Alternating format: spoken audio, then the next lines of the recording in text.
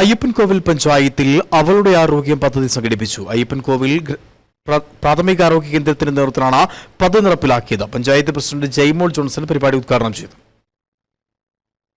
അയ്യപ്പൻകോവിൽ പഞ്ചായത്തിൽ 2024-2025 വാർഷിക പദ്ധതിയിൽപ്പെടുത്തി പഞ്ചായത്തിലെ പട്ടികജാതി പട്ടികവർഗ സ്ത്രീകളുടെ പൂർണ്ണ ആരോഗ്യം സംരക്ഷിക്കുന്നതിനു വേണ്ടിയാണ് അവളുടെ ആരോഗ്യം എന്ന പദ്ധതി നടപ്പിലാക്കിയത്. പദ്ധതിയിൽ സ്ത്രീകളുടെ പങ്കാളിത്തം കുറഞ്ഞത് വിമർശനത്തിനും ഇടയാക്കി. പഞ്ചായത്ത് പ്രസിഡന്റ് ജയ്മോൾ ജോൺസൺ പരിപാടി ഉദ്ഘാടനം ചെയ്തു.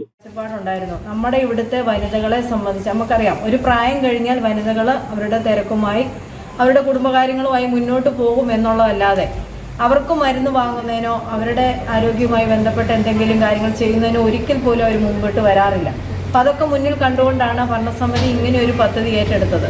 പക്ഷേ ഈ പദ്ധതി എത്രത്തോളം അവരേറ്റെടുത്തു എന്നുള്ളത് നമുക്കിന്നിപ്പോൾ ഈ യോഗത്തിൻ്റെ അതല്ലെങ്കിൽ മെഡിക്കൽ ക്യാമ്പിൽ നിന്ന് മനസ്സിലാക്കാൻ കഴിയും.